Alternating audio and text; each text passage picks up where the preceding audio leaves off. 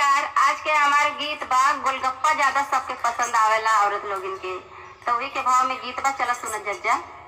गलियों में आके शोर किया पानी पूरी वाला, गलियों में आके शोर किया पानी पूरी वाला, पानी पूरी वाला हो चाट चाउमीन वाला,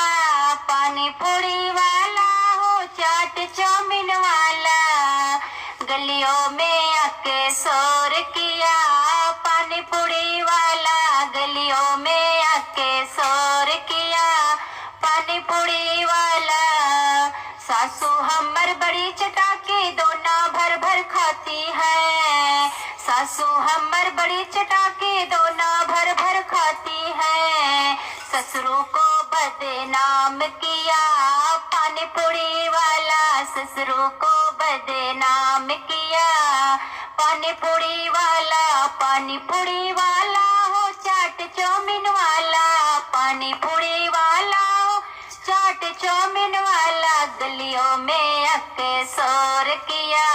पानी पूरी वाला, गलियों में आके शोर किया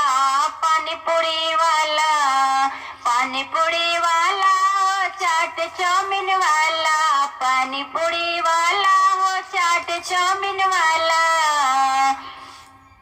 जठनी हमर बड़ी चटाकी दोना भर भर खाती है, जठनी हमर बड़ी चटाकी दोना भर भर खाती है, हमरा के बदनाम किया पानी पूरी वाला, हमरा के बदनाम किया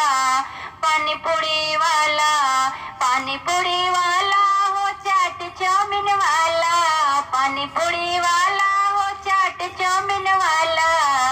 गलियों में आके शोर किया